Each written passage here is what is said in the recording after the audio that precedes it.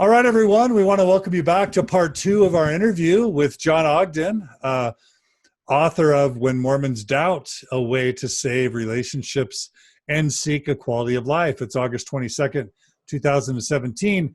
We've had well over 70 people steadily on our Facebook Live stream joining us.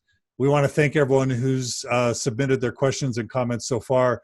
We definitely want people to continue their questions and comments. In part one, Jon, we talked about how your mission experience led to lots of items being put on your metaphorical shelf.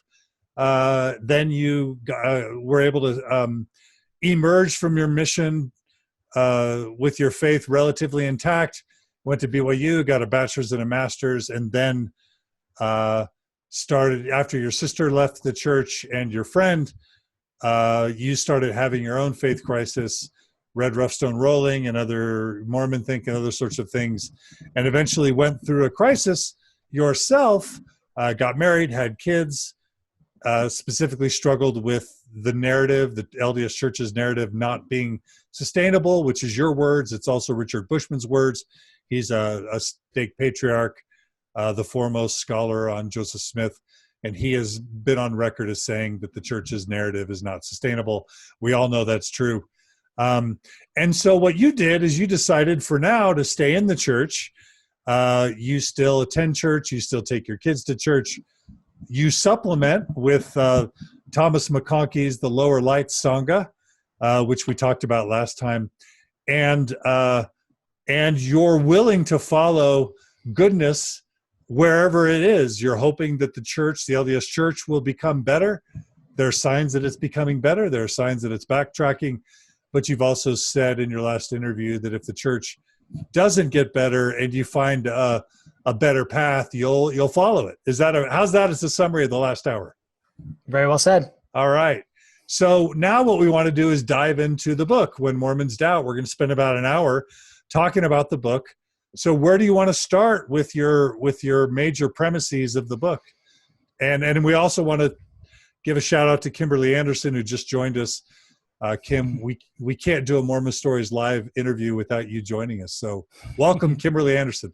Okay, Jon Ogden, take it away. Tell us about When Mormons Doubt. So I ended the last section by talking about this impulse to move upward, and that was the main motivator for me writing the book. When I realized that the dominant narrative of the LDS Church wasn't true, immediately my mind thought, well, what is a framework to live by? What should I hand on to my kids?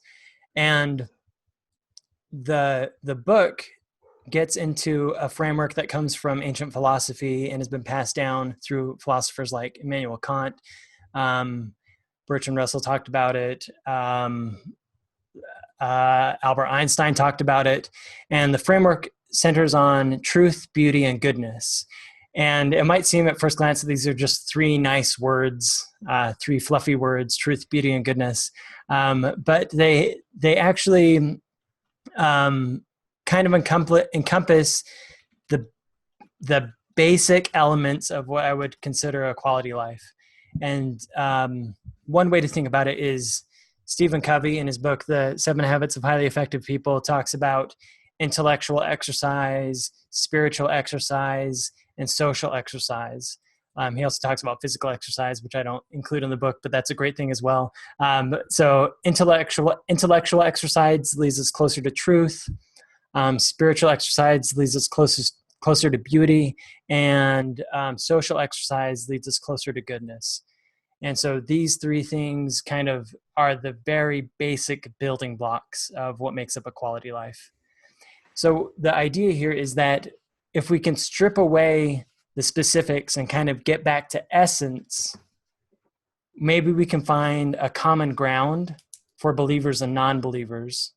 And from that common ground, we can start getting back to specifics. But it helps to step way back to just say, are you invested in pursuing the truth? Are you invested in pursuing spirituality? Are you invested in pursuing goodness in your community? And if you can agree about the motives, then you can start building back up to specifics and really develop strong relationships regardless of personal belief. Okay, cool. So I just had an idea. What I'm going to do is I'm going to play the role of the doubting Mormon. Okay. And you're going to counsel me. And I'm going to not really represent myself, although I'll add my own perspective or my perspective from when I went through my faith crisis. And in some ways I'm still processing it. But I'm also going to invoke the tens of thousands of people that I've counseled with over the years Sure. as well. I would say, there's always like the person who leaves the church because they want to drink beer, or the person who leaves the church because they're offended or because they never really had a testimony. That's not my audience. My audience, as you know, and you're one of them, is the tens of thousands Right. of people who actually cared about truth so much that they investigated the church's truth claims and found them to not be true. Mm-hmm. And so I think most of my audience is into truth, maybe even on steroids. Okay. In terms of goodness, I also think many, if not most, of my audience are into goodness in the sense that they want to see good done and not harm. They felt like they experienced or witnessed abuse or damage or harm to people of color, to women, to LGBT individuals, to doubters, to intellectuals. They didn't see the ethics in the church that they were searching for. And so, yes, goodness was important to them. And no, they didn't see goodness in the church once they saw the church for what it was. And then as far as beauty goes, it seems like you're using beauty and spirituality kind of interchangeably. That's right. I think a lot of the people that I work with value hikes through nature or good art or music or those sorts of things in terms of beauty, etc. I think there's a certain allergic quality to the word spirituality. I think they associate that with Mormonism. They associate that with metaphysics, with spirits and divine power and metaphysical things that makes them feel uncomfortable. And so let's say that's the people that this interview is kind of targeting. Okay. So to some extent, I would say we're there. So what are we missing, or tell us more? I think we're with you so far. Let's frame it that way. So what are you missing? Or or let's just talk more about it. So Sure. Help us more along the lines of how your book can help us. Sure. So I think that many people are legitimately moving in this direction, and that's tremendous. The hope is that we can move in this direction as a collective. And that requires a lot of work to really move upward together, whether it's Mormons and former Mormons, or just former Mormons, or just Mormons, whoever you are, to work together to move toward truth, beauty, and goodness. I had a piece in the Salt Lake Tribune about sad heaven, and this what's concept. Sad heaven? Yeah, what's sad heaven? Sad heaven is this concept that Mormons will say, no empty chairs. They'll say, we don't want anybody in our family to not make it to heaven, because if there were an empty chair, if somebody didn't make it to heaven, then it would be tragic. And this is kind of a weird sentiment to me, because they would say, well, heaven is a state of pure happiness. Well, what if somebody who you love tremendously isn't in heaven? It's not a state of pure happiness. And so there's this concept of Mormons who are very sad when somebody leaves the faith, because they say, oh, it's lost. Now I'll never be together with them in the afterlife. And they experience tremendous sadness now. And this idea of truth, beauty, and goodness is saying, well, if somebody is very deliberately pursuing truth, beauty, and goodness in this life, and they're really nurturing their relationships in this life, then can we celebrate that? And can that be sufficient? And so that we don't have to worry so much about sad heaven, about getting to heaven and just being miserable because somebody you love isn't there. Can we just focus on pursuing these ideals now? And can that sufficiently bridge the differences? So that's one additional way to think about it.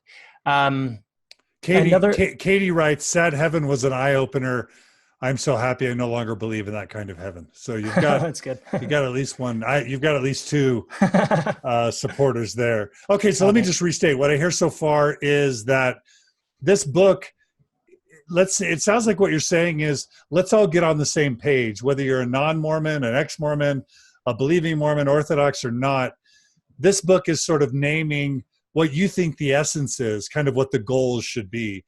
And by naming it, then we can all sort of start orienting ourselves in the right direction. Yeah. And so this book, I should have just said, who's this book for? But it sounds like what you're saying is it's for everyone. It's for all sorts of Mormons, including ex-Mormons and post-Mormons. Yeah. And just basically saying a starter's manual for kind of living that higher life. Yeah. Yep. Is that okay? Is that okay? Okay. Really well said. All right. Good. Okay. Keep going. Another angle for the book is that it is very directly working against a culture of just kind of vapid consumerism. Because I think that sometimes what can happen is we can lose our framework for life and we just fall back to consumerist culture and we kind of lose our mooring. We don't have an ultimate purpose. We don't know what life is about.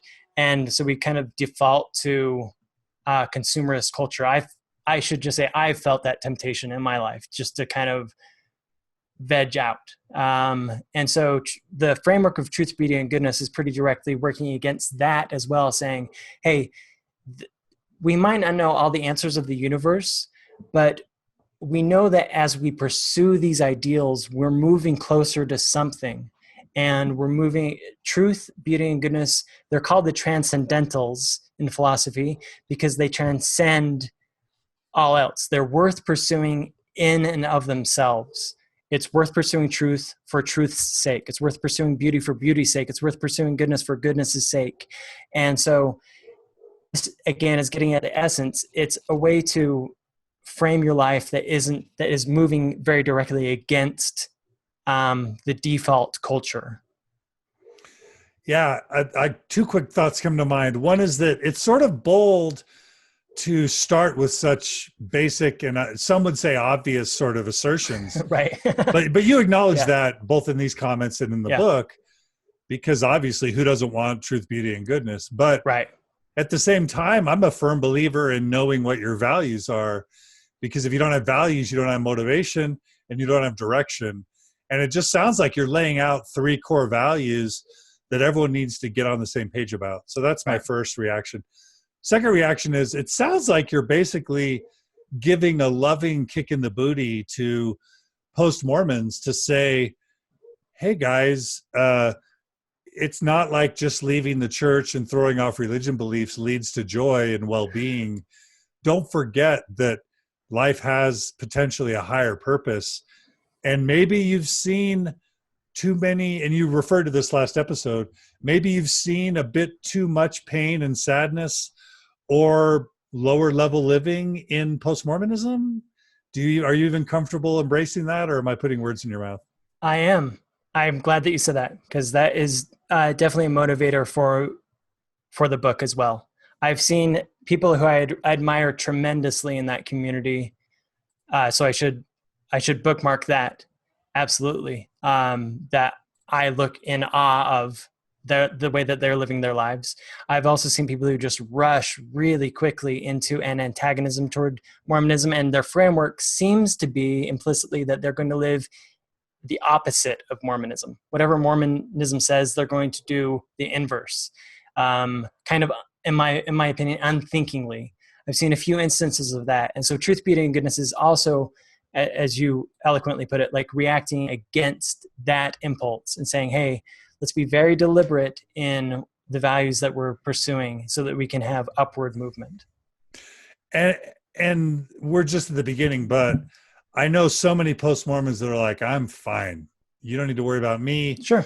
I've got good joy in my life and happiness, and I don't need another religion, another set of doctrine, another prophet. Like, get out of my face. I know how to, I'm the master of my own ship. You know, I don't need no stinking, whatever someone else has to say. Sure.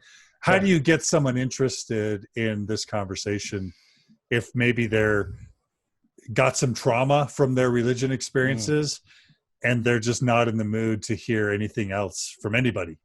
One impulse would be to believe them, to say, hey, you are fine. Right. And so they could absolutely be fine.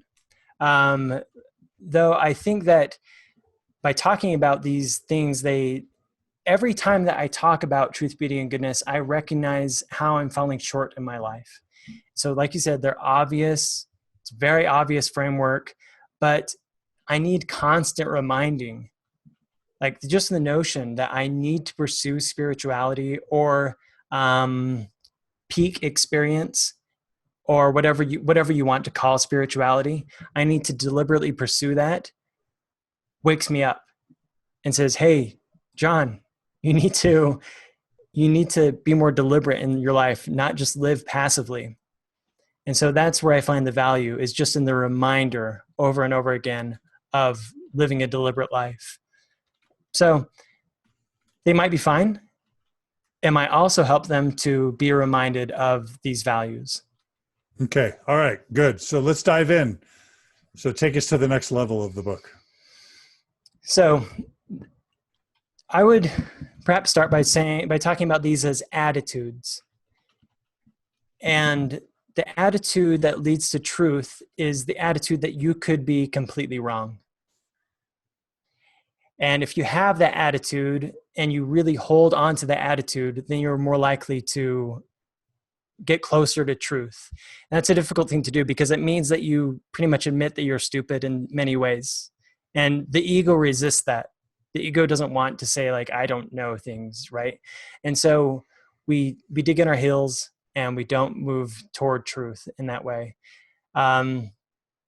The attitude toward beauty is an acceptance that perhaps living mindlessly isn't what life is about. That there's some higher form of, again, spirituality. What word do you suggest, just out of curiosity, for spirituality? Because I agree with your critique of that word for certain audiences. I don't have a good replacement that's a single word. I'm always quick to define spirituality as just a connection with something larger than yourself. Yeah. So connection, yep. I think connection. Yep. Yeah. Or meaning or purpose are some alternative. Yeah. But it's hard to find the right word sometimes. Yeah, it is. Because it's the ineffable. It's something that you can't put into words, because it's an experience that just kind of transcends the dailiness. Transcendence is a good word. Okay. Yeah, that's a good word. Yeah. So to be deliberate in pursuing that is if we live our lives with that attitude, then that leads us to certain things like getting off Netflix all the time and getting into face-to-face communication or camping or hymns or, any number of things where we have felt that connection and transcendence in our past, to really nurture those, even if we disagree about belief, to nurture those. Okay. So, and then goodness would be this idea of really actively seeking that which alleviates suffering in the lives of others. Being very deliberate about that, saying, I'm going to see people who are suffering and live my life to alleviate their suffering. So again, obvious things, but one of the benefits of Mormonism, and going back to our previous conversation, one of the benefits that I've seen from Mormonism is that it's this weekly reminder, like, hey, remember these things, these basic things that you know intellectually, but you need to fully embody in your lived experience. And so this is another purpose of truth, beauty, and goodness, is just to be reminded of the obvious and change your life accordingly. Very good. Yeah, I think that's one of the powerful things about active religious participation. It's that it can serve as this constant reminder that keeps us focused on the important goals. So that's what you're doing. Okay. So let's dive a little bit deeper. Okay. Let me think. So maybe we can talk about an example. Yeah, let's do it. Okay. Grab some water.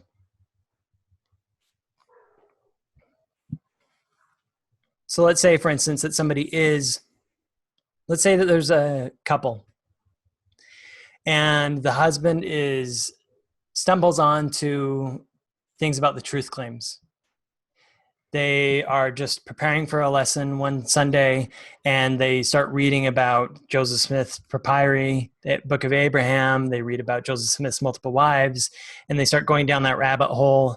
And then they talk to their spouse and the spouse is extremely resistant to this idea. Let's say it's a man who discovers these things and his wife is resistant, just for the sake of the story. And then what ends up happening is that they keep butting heads over and over and over. The husband brings it up and the spouse says, no, I don't want to hear those things. And divorce starts floating in the air and things are just really, really tense. One way that I think that truth, beauty, and goodness can help is that it calls attention to the fact that truth isn't the only ideal. And so if somebody's fixated on the truth only, they might not be able to step outside of that perspective and say, like, why is my spouse so resistant? And if they can step outside of that perspective, then they could say, hey, actually my spouse is deliberately nurturing beauty through the LDS Church, and she's deliberately nurturing goodness. And so when she resists, it's largely because she's getting real benefits. And she feels that I'm attacking or wanting to get rid of those benefits, to strip those away. And so that's where the defense comes up. And I have all the empathy in the world for somebody who wants to defend beauty and goodness, because I don't think truth is the only ideal worth pursuing. And so by calling attention to these three ideals and putting them on an equal level, you can start to have empathy for people who see the world a little differently, who are pursuing a different ideal than you might be pursuing primarily. And at that point, the spouse can then say, okay, maybe I can back off of bringing up the truth claims every single Sunday when we get home from church and making a big stink about how church ignored this or that truth claim, getting in a fight with my spouse over and over again, week after week. Maybe I can just tap the brake on that perspective and start nurturing ways that my spouse and I can really nurture beauty and goodness together, perhaps even apart from Mormonism. And where can we really develop out the common ground in these two areas? And then maybe in a few months, once I've really built this trust that I too value beauty and goodness tremendously, we can circle back to a truth claim or two and start getting back into it. And I can sense into whether it's right or not and move accordingly. But I don't have to only be fixated on truth is the only ideal to pursue in life. Yeah, and you're reminding me of a part in the book that I read. There's actually 3 points that come to mind as I hear you talk. You're basically saying there's more than just one virtue. So oftentimes the intellectual, oftentimes male, but not always male, questioning or post-Mormons, it's like truth is all that matters. Truth is all that matters. Mm-hmm. Truth. Church isn't true, therefore burn it down. And so the first thing you're doing is you're reminding us that truth isn't the only value, that beauty or spirituality or connection and goodness are things to balance. And even in areas where there isn't perfect or whole truth, there's some utility, there's some function, there's some benefit from other perspectives. So that's one, you're reminding us that there's more than just one value. The second thing you're reminding us is that sometimes there's a risk at focusing on one value to the exclusion of others. And there's this part in the book where you sort of explain, you go through each dyad and you talk about what's lacking, right? So like, I don't know if you remember it, but like truth about beauty, or do you know where that is in the book? Because I think let's go through those really quick. Okay. What page talks about that? It is, let's see. Oh, here it is. I found it. So on page 7, I'll read through each one. The pursuit of truth without beauty makes us cynical. Right? Yep. Uh-huh. So if it's truth, but beauty and goodness doesn't matter, we're basically, you're saying we can just become cynical, analytical, and almost sometimes just calloused. Yeah. Life loses all its color. Right. Then you say the pursuit of truth without goodness makes us lonely. What is it? What do you mean by that? So it's saying, so it'd be somebody who perhaps in church would bring up every single time that the teacher gets things wrong and says, actually, did you know that this is the thing? This is the way it really happened. Pretty soon they're going to carve out, they're going to be the only person who is really, or they're going to lose friendship. So I wouldn't say that they should never bring up those issues. Because you do. You said you do, right? Uh-huh. Yeah. Yeah. You should bring up those issues, but you should be aware of the fact that you're in context with a community, and that if you fixate on the truth claims over and over and over and over, then you could become a community of one, and that leads to loneliness. So you need to give a little bit in those times. And honestly, there are Mormons that just don't care about the truth claims. They're there for other reasons. Either they just don't want to think about it, or they choose not to, or they know about the problems, but they don't care. The problems don't eclipse the goodness and the beauty that they see in it. Yep. You say the pursuit of beauty without truth makes us gullible. So there you're arguing for truth, right? Absolutely. So this is what I think of like Jim Jones, when you read about how he started his cult that eventually drank the Kool-Aid and committed mass suicide. It's interesting to read the followers of Jim Jones, because they say this community was so beautiful. I felt so much spirituality in this community, and I was swept up by it. I felt so happy to be here. And so they were fixated on beauty, but they didn't allow themselves to check with their intellect. Say, is this really legitimate? And so we can get swept up in the charisma so much and not pay attention to truth claims that we just become gullible, and it leads us to great harm when we do that. Now, doesn't that potentially condemn the LDS Church a little bit? If you're saying the truth claims aren't what they necessarily state to be, it sounds like you're saying just be aware. As long as you are aware, then you can guard against the problems. Is that what you're saying? I think that there are instances where it could incriminate the LDS Church and all churches. When there's charisma and you're told, don't pay attention to historicity. All that you have to do is follow your heart, right? Just pay attention to what you feel inside and then pursue that. Don't question it. That is when people start resisting the historical claims, reading about the historical claims, I should say. And that, I think, can be really damaging. So, yeah. All right. The pursuit of beauty without goodness makes us selfish. What do you mean by that? I think that is talking about when, I think this is more rare than the others, but it's when somebody just fixates on the spirituality in church. Like they really love singing hymns and they love participating in ways that help them individually.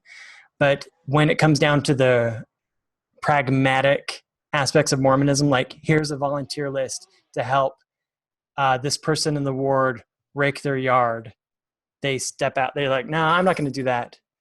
And so that's what that is referring to. Okay, so don't be selfish. Pursue beauty, not just for own self-gratification, but for the benefit of others as well. You say the pursuit of goodness without beauty is exhausting. Right. So that's the checklist, the Mormon checklist. We're like, okay, I have to do my duty, have to check all these boxes off, but you're not doing it from a place of real spiritual strength. Got it. So it's exhausting. Yeah, and beauty, just the arts can really revitalize us, right? Yep. Spirituality, connection, the divine, whatever. All right, finally, the pursuit of goodness without truth is misdirected. Right. Okay, tell us what you mean by that. So in the example I give is when Mormons wanted to be good according to their definition of goodness, and they believed like this myth about African Americans or blacks, and they said like they have the curse of Cain, and so they wanted to be good according to how they would define goodness, but they didn't know the truth about melanin and why skin colors are different, and so it caused harm. Even though they were trying to be good, the fact that they didn't pay attention to truth was really damaging other people. Got it. Okay. So yeah, it seems like that was a really nice way to help us understand how to keep them in balance. And then it sounds like your final point, as you were talking about this fictitious couple, you're basically saying the extent to which we're flexible, well, the extent to which we keep a balance, our eyes on all three of these virtues or values, we can develop enough flexibility to not kind of throw our life in shambles. And I've seen that. Somebody decides it's not true, so they have to burn it all down, and their spouse is an Orthodox believer, and before you know it, they're pounding everything with the hammer of truth, and they're smashing their relationships, burning bridges, and destroying everything around them. And you're basically saying if you could have more of a balance, see the good, see the beauty, then you can buy yourself time and flexibility to nurture and grow and morph the relationships in a way that maybe won't cause so much collateral damage. Is that kind of what you're saying? That's right.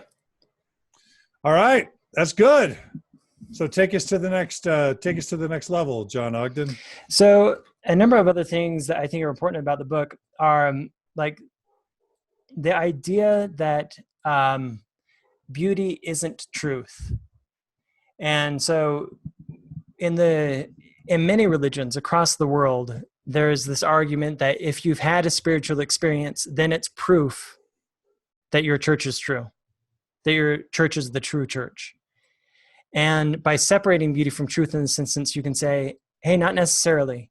You could have a really profound spiritual experience, but note that a Muslim has a really profound spiritual experience. A Catholic has a profound spiritual experience. And they come to conclusions that directly contradict your truth claims through that spiritual experience.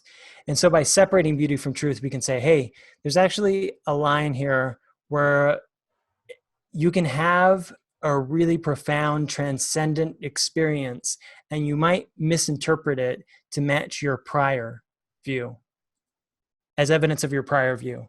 And so that's another helpful reason for splitting these into three, is that you can say, for instance, in the first part of our conversation, I talked about the seminary video where it showed Joseph Smith's martyrdom, and I felt like this profound transcendent experience, and it was really pivotal for my testimony of Joseph Smith as a prophet. But the video didn't show Joseph Smith was with a pistol shooting at people, and so it separates the spiritual experience from the interpretation, in this case meaning Joseph didn't have a pistol, when in fact the historical evidence is he did. So it's just drawing that distinction I think can be helpful in navigating these problems as well. And that sounds like it's a message mostly for Orthodox Mormons, just to say you don't have a monopoly on spiritual experiences or transformative experiences or truth. So show some respect to other people's experiences as well. That's it. And then it's also saying for people who no longer believe that we should very deliberately pursue beauty. Just not be so tied up in interpreting what it means exactly. So if that makes sense, like beauty is worth pursuing, absolutely, and we should still do that with our friends and family. Got it. And so you're saying atheists can pursue spirituality as well. Right. And in the book, I show examples from atheists who have had transcendent experiences and remained atheists afterwards. But they've had these really amazing, moving experiences that transform them for the better. It doesn't have anything to do with belief. All right. That's good. What's next? Maybe I can just pull back for a bit and talk about kind of what I hope to see. So after writing this, I discovered an author named Ken Wilber, and Ken Wilber writes about truth, beauty, and goodness, and he talks about it. He talks about it from different perspectives. He uses 3 pronouns: I, we, and it. And I would be the perspective of beauty, where you have a personal spiritual experience. We would be goodness, and it would be truth. And so these are, he says, 3 different perspectives that people view the world. And that was really compelling to me to see. In addition, because it was compelling because it showed me, oh, I'm not the only one thinking about this. This is something else. And he wrote a book just recently called The Religion of Tomorrow, where he uses this framework to kind of set up what a future religion might look like, even if Mormonism still exists, or Buddhism or whatever, how it could implement this framework. In addition, I've been reading Sapiens and Homo Deus by Yuval Harari, and he talks about objective reality, subjective reality, and intersubjective reality. Objective reality would be truth, subjective reality would be beauty, and intersubjective reality would be goodness. And he kind of goes along the same framework of talking about how this is a framework that can help us kind of transcend traditional religion and evolve it, even if it's still called Mormonism, evolve it into the next phase. All right. So you're basically excited that you're seeing convergence of other great thinkers finding value in this triad as well. Right. Uh-huh. Okay. All right.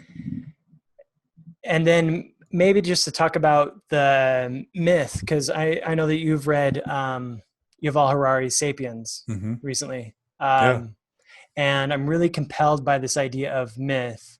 And I see this as possibly being a way toward kind of the foundational aspects of getting toward a new myth, 21st century myth. Yeah. Myth is tricky because on the one hand, we have the simplistic view of myth, which is that they're stories that are true, but that have moral value, like Santa Claus or Paul Bunyan or Babe, the Big Blue Ox or whatever. But then we've had myths interwoven with having felt betrayed or lied to. And so I think there are a lot of people who sort of have traumatic reactions when we talk about myth. Right. So talk about why you think myth still has a place for post-Mormons or doubting Mormons or questioning Mormons. Sure. 1 second. I'm just getting a small interruption. I'll be back in 3 seconds. Okay. So while we're waiting for Jon, we'll check in with our listeners. I see Jerry Lee Henderson Renshaw has joined us. Hey, Jerry Lee. We have about 41 people that show live. Apologies for that. No problem. My cat was demanding. Just made a shout out to Jerry Lee, who's joined us. Oh, great. She's terrific. Yeah. Okay, now go ahead. Talk about myth and what role it might play. So I really feel like Harari is onto something when he's talking about myth, and there's this tremendous power in myth making. And I almost hesitate to use the word myth because it makes it seem trivial, but I don't think it's trivial at all. I think it's foundational to the human experience. And Harari talks about how myth is the reason, storytelling is perhaps a better word. Storytelling is the reason that Homo sapiens are different than any other animal, that we have been able to, that through our cognitive revolution, we've been able to develop storytelling, and it enables us to function in a community in a very flexible way. And this has led to newer and newer technologies and more understanding about the world. And this is what separates us from everything else. And so it's absolutely not trivial. It's critical to our well-being is to really hold on to myth and celebrate myth or storytelling. And I think that this is a major part of the project that I am engaged in, is to tell new stories that can transcend and include, which is a phrase that Ken Wilber uses a lot, to transcend and include Mormonism, and kind of bring the Mormon and post-Mormon community together in a way that creates something entirely new, or maybe an evolution of something. But this is definitely a strong motivator for me personally. So what are some examples of some myths that could appeal to both Mormons and non-Mormons? One that I find personally compelling is transhumanism. And this is the idea that humanity will evolve through, it might be through technology and genetics, to a point where we are so much different than current Homo sapiens, as Homo sapiens are to Neanderthals, that we'll become more like a perfected being. And that's what Harari says in the book Homo Deus, which means God-man, is this idea of humanity evolving and to use the framework of truth, beauty, and goodness, drawing closer to truth, beauty, and goodness. Even though we don't know exactly where that will lead us, we have a purpose. And the purpose is to get closer to that, to perfection. And so it fits with Mormonism in the sense that Mormons believe that we can become like God. But it also works for a secular viewpoint in that it doesn't have to be a literal divine being, but a more perfected being. And so this is the myth that Harari brings up, along with what he calls dataism. But I see it as a myth that can really unify disparate belief systems. How is that a myth? Well, because it's not a reality. It's saying that there's a purpose for humans, and we don't know exactly what the purpose is, but we know approximately how to get there. And we are getting there as evolution unfolds. And as we lean into that, we can move it along to get us closer to a perfected being. Beautiful. Let me just ask you, there have been some attempts to form, and I don't know if you'll think this is a segue. Well, let me just start by saying this. Sure. One of the roles of a church is that somebody's speaking from the pulpit on Sunday. There are these rituals that remind us of these myths or these teachings. There's Sunday school, there's priesthood or relief society where you're gaining instruction. There's a curriculum, etc.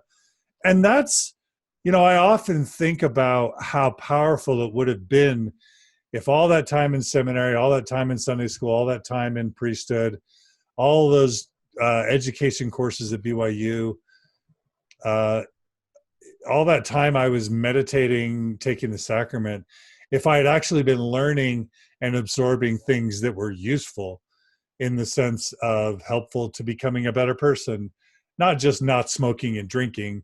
That was easy for me to do. But I feel like I didn't advance as a human within Mormonism like I've had success advancing since. Not saying I'm great, but focusing on Eckhart Tolle and secular Buddhism and other forms of spirituality and psychology and principles of mental health and healthy marriage and, emotional intimacy, all these things that I've learned from secular people like Shefali Sayberry and John Gottman and, again, Noah Rasheta and others. I've grown immensely. And so, but I know that there's a lot of people that maybe aren't exposed to those things or aren't interested. And so this idea that you talked about with Lower Lights Sangha that others have tried with Oasis, I think you get a sense, and I think I get a sense too, that without religion, and this was the basic premise of the book, The Course of Love and Religion for Atheists. What's his name? Yep. I'm spacing. Alain de Botton. Alain de Botton. That's what his basic premise was in his TED Talk, Atheism 2.0. We shouldn't be criticizing religion. We should be taking the pages out of their playbook and as secular people implementing them. So this is where Sunday Assembly and Oasis come from. It's these secular movements to try and have Sunday school again, have sermons, have hymns, but that are teaching these myths or principles that you're talking about. And that's a long setup to have this discussion. I know that you were at the original, Oasis meeting that we held in Provo, where we tried to kick off an Oasis there. Yeah. How are you finding things like the Oasis movement? Is it reaching this need? Is it missing something for you? And can you envision, let's just say the LDS Church is going to stay another 30, 40, 50 years kind of where it is. Sure. And it doesn't move fast enough. What do you envision as an alternative to Mormonism that's viable for post-Mormons and secular people? Do you even have a vision? And if so, will you paint it for us? Yeah, I do have a vision. I can't say that it's the only vision that will work, and I might be wrong about this. I think that what comes next is going to need to transcend and include Mormonism and other religions. By this, I mean that we need to tie ourselves to the past, and we need to have a vision for the future. And I think Oasis does a really good job of focusing on how to do these things now. I long for ties to the wisdom traditions of all cultures. So to have some sort of canon that can tie us back to the best of these wisdom traditions. And that's a project I'm actually working on right now, is a compilation of the best of wisdom traditions. So kind of like scripture, New Age scripture. Is that how you think of it? Or I'm hesitant about New Age, but it's a compilation of the most beautiful passages from the world's wisdom traditions, so that there is some tie back to humanity's past. So we can see we're coming from somewhere, and we have this connection to what people said thousands of years ago. So that's one aspect of it, but then also this vision for where we're going.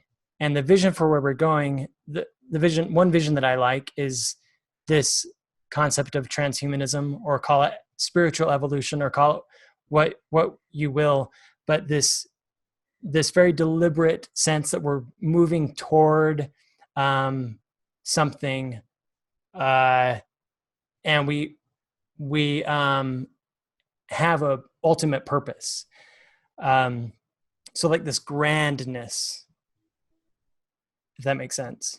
So it does. And I understand your argument that you think there's a value in being tied to our past.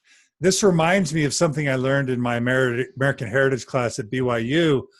They basically argued that the problem with the French Revolution and any secular movement is they chop down the tree. And because they chop down the tree, you kill the vitality that then something new can grow from. I don't totally understand or agree with it, but that seemed to be the argument that Ralph Hancock and Frank Fox and others were advancing at the time. Interesting. And, and they talked about how the French Revolution cannibalized itself, right? You basically say no monarchy, and let's cut their heads off because there's no goodness or truth or value to be found in this old regime. Right. But then, well, what are you basing your new regime on? And what you had were the French revolutionaries chopping each other's heads off. And at some point, it was just chaos. Yep. And I sense that you're coming from a similar angle, saying, let's not just be purely secular, science-minded now. Let's bring with us the rich tradition and heritage and then build on it and advance it and grow it. Yeah. And that sounds like you're basically saying that that's something that you see as a weakness, either a weakness in Oasis or Sunday Assembly, or you're just saying it's a preference for you, that for you want to bring that along. Is that just because you like that stuff, or because you think ultimately a movement or an organization will be more successful if it brings in its heritage and its roots? I think both. Okay. I think that the LDS Church and other churches aren't successful just because they meet together every week. They're successful because they tap into this grandness of, like, I am an individual in context with a grand history of individuals, and I'm moving toward something grand. It's this mythos that Harari talks about that's so essential to a really vibrant community, and it sustains people through times that they might doubt in the community. They're sustained by the grandness of the myth or the story that they're part of. In some sense, I kind of feel like and again, this isn't about critiquing Oasis or Sunday Assembly. However, I'm thinking all the time, how do we make things like this really explode? Mm-hmm. And what I hear you saying is, if you're just purely scientific and purely secular, you're lacking what you call in the book beauty. You're lacking this majesty, this awe. And that's what Sunday Assembly tries to do when they're dancing around in the aisles. Sure. Passionate sermons. It sounds like you're saying we can't get too heady, that any movement that's going to have wings needs to balance, like you say in your book, truth, beauty, and goodness. And another way to say that is we can't just rely on our cerebral frontal cortex as humans. We need to tap into the deep emotion and the passion, and even the things that have been manipulated in the past to many people's chagrin. You're saying we need that as part of what we're doing. And so you want a Sunday or a community experience, even if it's secular, that's not too heady, that's also passionate and emotional and deeply uplifting. Yeah. Have you tried to do that at Oasis? Have you seen that tried at Oasis? Yeah, I've had some really powerful experiences at Oasis, and I really love that community. I've had a change in schedule, and it's made it harder for me to get there regularly, but I really like it. And I really loved, I've talked at multiple Oasis groups, and the Salt Lake City one was amazing. So many good people in that community. I think you articulated it really well. And so I'll just repeat, like, this idea that I think that you can't just replace Mormonism with a community that meets every week. That's not sufficient to capture what Mormonism is fully doing, because it's Mormonism and other religions are tapping into something way bigger than just me and just being kind. It's reaching for like a really grand vision. And so that's where I'm getting to Harari and other writers like Ken Wilber, who are talking about the religion of tomorrow and meaning that we have these ties to the past and this vision of the future, in addition to what these principles that we live by now. Do we need to call it religion? Is it important for you? Do you think it's going to be most successful if we call it religion? No, Harari does. And I'm kind of uncomfortable with the way he uses the term in his book, Homo Deus. Because he says that things like communism and Nazism he are hates religions. Secularism, man. He hates humanism. Yeah, I can't believe how harsh he was on humanism. It made me want to punch him. Is he religious? Is he Jewish or is he religious? I know he lives in Israel. That's why I ask if he's Jewish. He's certainly not a traditional believer. Yeah, but he's super hard on humanism. He is really hard on humanism. It's surprising throughout Homo Deus. I know that I haven't read Homo Deus. I'm just talking about Sapiens. Yeah. Oh, yeah, he is. And he continues that through Homo Deus. He does meditate for 2 months a year. So he has that aspect in his life. Okay. But yeah, surprising. So, okay, so you're saying because this is all I think about. And same. That's why I think, we've been talking about an interview with you for some time. But so it matters, to me, it matters if Oasis, first of all, we know that Oasis has done amazing things. Mm-hmm. And, Salt Lake Oasis is thriving. Yep. Cache Valley Oasis is still hanging in there. Provo, Oasis, Utah Valley Oasis is still hanging in there. We know Kansas City and Houston Oasis is going super strong. But you, Jon Ogden, who cares about this as much as any Mormon I know, is not like throwing your full weight of support into Oasis. You said that it's partly because of schedule conflicts. I also sense that maybe it's partly because you're thinking Lower Lights Sangha may be onto something more compelling for you than maybe the Oasis model. Is that fair to say? That's fair. Okay. So what is it? What is it about Lower Lights Sangha that's getting you closer, or that you're feeling more drawn to, or that you think is a more successful model? I can only speak personally, but I have had really profound transcendent experiences at Lower Lights Sangha and participating in that community. It's really like opened up something that had been closed for me before.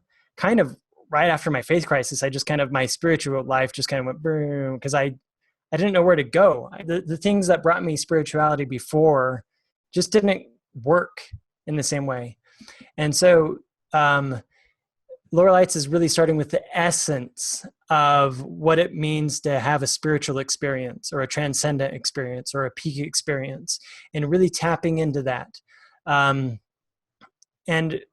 we'll see where that community goes. I'm really excited about that community, and I really love it. Right now, it's pretty much focused on beauty, and I think that's sufficient for now.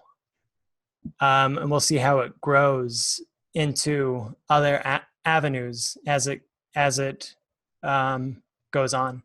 But that's the thing for me, is it's kind of built on this foundation of beauty and just the simple rawness. What types? Can you describe some of the spiritual experiences you've had at Lower Lights Sangha and what you think made them happen? And what are some of the keys to the success of Lower Lights for you? What are the components that have been critical? For me, essential. Yeah, sure. So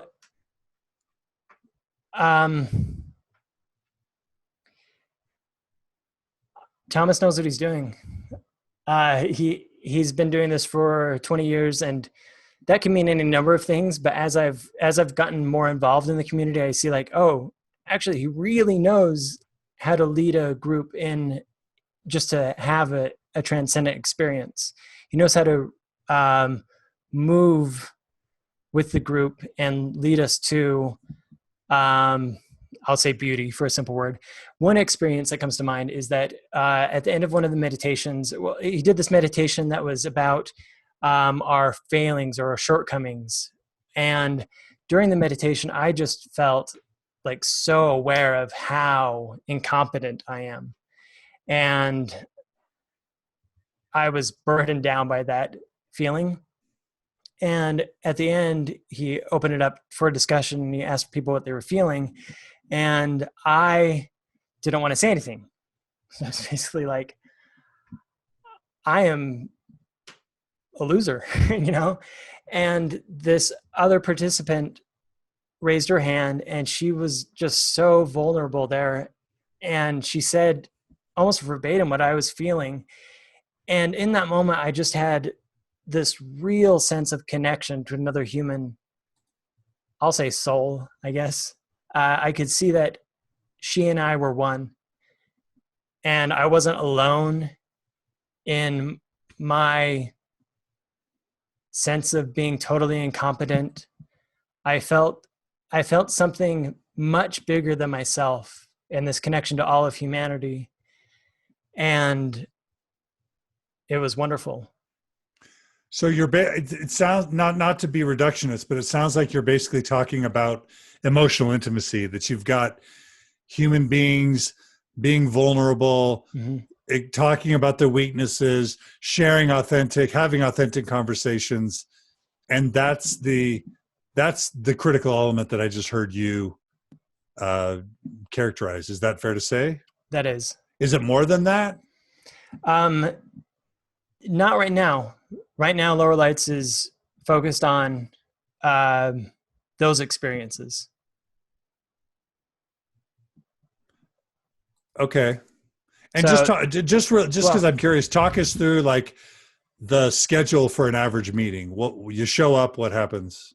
Thomas will give an introduction. He'll lead a group meditation for 20 minutes, and then a meditation with the whole gathering. What is the meditation? What do you do during that 20 minutes? He'll guide us through. I'll think of an example, like just being. Is it a homily? Is it silence where you're all sitting there silent for 20 minutes? Is it? It would be similar. It would be an example would be like being aware of your breath, being aware of your body, starting out with those things, being aware of where you're sitting, and then moving to awareness of awareness itself, and really being cognizant of the fact that you're aware, and then moving into really experiencing that awareness.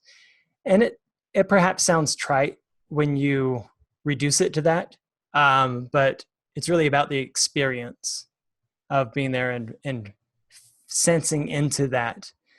Again, the grandness that awareness is, even in its simplicity.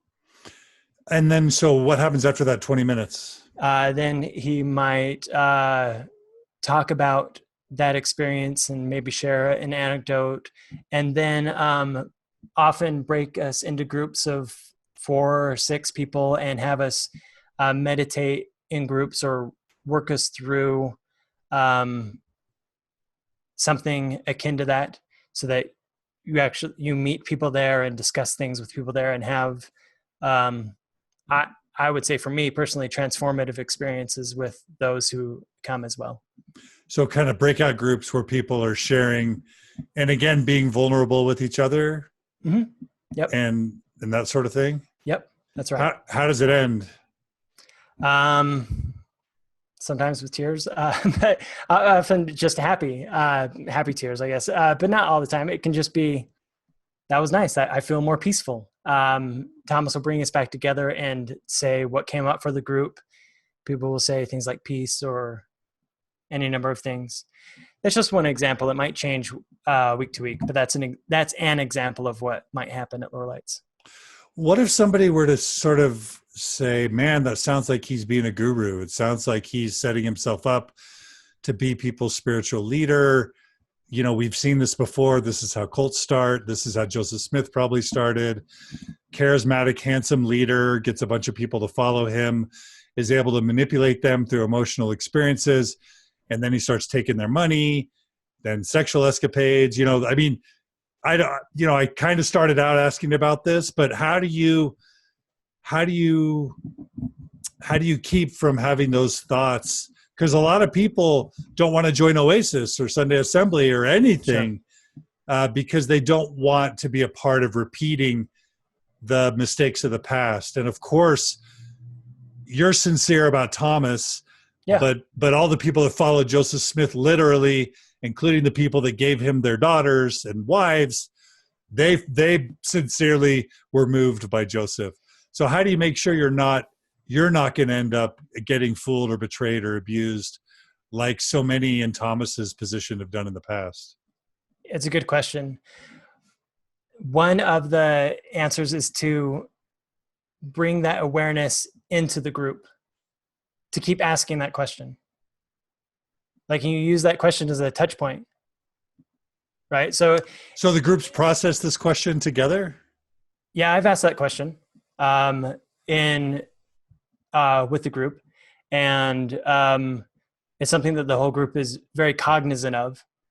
I would say they're, just bringing it into awareness and saying, hey, how can we make sure that we note that this is a potential way to ruin community? And how can we prevent that from happening? How can we start working so that that doesn't happen? And again, as I mentioned previously, Thomas has a way of bringing the collective together to make decisions and have things that come up organically, not just from him, but from the community, and then moving forward with those things so that it's not just fixated on a single individual, but it's like what is alive for this community at the time. So one example of that is that I suggested bringing water bottles or doing direct action for the homeless in Salt Lake City. And so one idea I had was just to gather water bottles as a group and then take them down and directly give them to the homeless in Salt Lake City. And so it's like, I'm going to move forward with this as part of Lower Lights. Is that okay? And Lower Lights said yes. And then I moved forward with it as part of the group. And so that was my initiative, along with Matt Haraldson, who does that thing all the time in Salt Lake. And it was amazing. It was a really successful experience. And we're doing that again, gathering water bottles tomorrow night. But that was something that sprang up organically in the community and didn't have anything to do with top-down leadership. Is this a for-profit thing that Thomas does, or is it a nonprofit? I think there are both aspects. So I think that, I don't know. I'd have to look into that to know exactly what the status is right now. His book, Navigating Mormon Faith Crisis, is amazing. And that would be a for-profit arm, but Lower Lights itself is nonprofit. So does that make sense? So he's transparent with his finances and has a board and all that? Yes, transparent with his finances. I'll have to look into those questions. That's okay. And then it sounds like, and I don't want to put words in your mouth, but it sounds like you have, well, let me ask you this first. Has there ever been what percent of the people who attend Lower Lights in your experience do you think are active, devout Orthodox Mormons or even progressive Mormons who attend? Do you have a sense for the activity rates of the people who attend? It doesn't come up. Doesn't come up. So you don't even have a sense for it. No. Okay. And then because do you know people who are active in church who attend? Yep. Does it ever come up for them? I wish church were spiritual like this. Like they're struggling with the fact that they need to supplement it all, that they're not getting edified at church, that they're not feeling those types of experiences, and then they need to spend their time and give their money to Thomas because church isn't fulfilling them? Does that ever come up? And how do people make sense of that as active Mormons? I've heard it come up maybe a couple of times, but not much. Yeah, it's interesting because it's not really, because it's not the focal point of the discussions. Like, are you in or out of the church? That's never like the focus or even brought up at all. It tends to just not come up. It's mainly just about what's lying beneath the surface in your heart, I guess. Got it. Makes sense. And then this is the last question about all that, because I know you mentioned that you wanted to talk about this before. So people who may be frustrated that I'm bringing this up when Mormons Doubt, the book, was going to be a focus. You know, you did say, let's talk about this at the end and the work you're doing. So that's my disclaimer. Yeah. I get the sense that you want it to be more that you know, that you're going to be patient with the Mormon church for as long as you can, but that you're getting fatigue, and that there's a part of you that would really like to see Lower Lights or something like it evolve into kind of a higher level religion or spiritual community, but that you kind of are a little bit hesitant to totally own or claim that. What would your reaction be to that? I'm hesitant because it's so early on in the process, and so we'll just have to see what comes of it. So I certainly am not leading with that idea as like the primary motivation for any of this with Lower Lights. I would also love to see Mormonism improve. But getting back to the book, I just mean to say that I feel like if we can't embrace the truth claims, if people are feeling a lack of spirituality in Mormonism, if people aren't feeling like it's doing good for those who are oppressed, something has to change. Because the only way to move up is toward truth, beauty, and goodness, closer to truth, beauty, and goodness. And so if Mormonism does it, that's great. If Lower Lights does it, that's great. If Oasis does it, that's great. You know, it's like, how do we bring all three of these things into collective? And I will say that there's studies that show that this might not seem relevant at first, but let me circle back to why it's relevant. So there's studies that show that people who leave religion are generally have less well-being if they're in a community that is full of religious believers, if they're like ostracized. But there are lots of studies that also show that like countries that are more secular in their approach have better well-being than countries that are more religious leaning. And so if I'm seeking well-being, I have to realize that I can't do it alone. I need to be part of a community, and we have to move toward truth, beauty, and goodness together. And that's so where as it I want to see that happen, and wherever it happens, I applaud, because the studies are showing that it has to happen in community.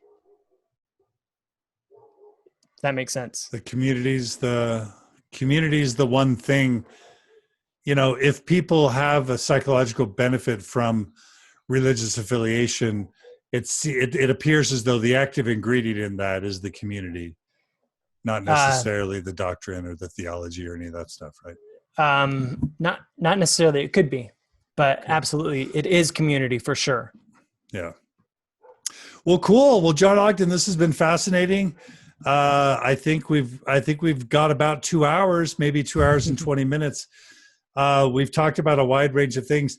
Any final words or comments you have about When Mormons Doubt, a way to save relationships and seek a quality of life?